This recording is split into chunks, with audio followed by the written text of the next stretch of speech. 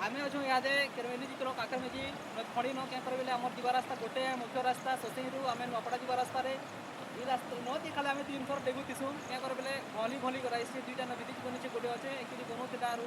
forest वाले मना कले बोलुन इनके भी गोलापन बीट्रे सोसिंग जीत अच्छे गोटे गाँ तालाबेला एनके मैंने भी क्लियरिंग कर जासन रास्ता से गोटे गाँ एक्चुअली मैंने ये रास्ता जासन फरेस्ट वाले कम से कम बनाबर कथा कि ग्राम पंचायत जिन शपथ मुखिया अच्छा से कम से कम बनाबर कथा ब्रिज गोटे की आम लगे जब सहयोग नहीं करें कहा लगे सहयोग करें दयाकर इन प्रशासन ध्यान दूर कले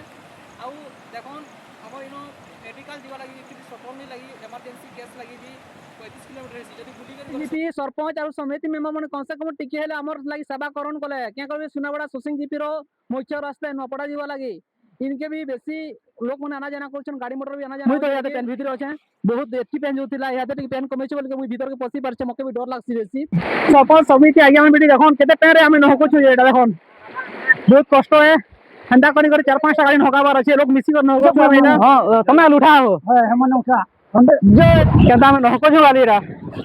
ऐसी अवस्था रे आराम से नहो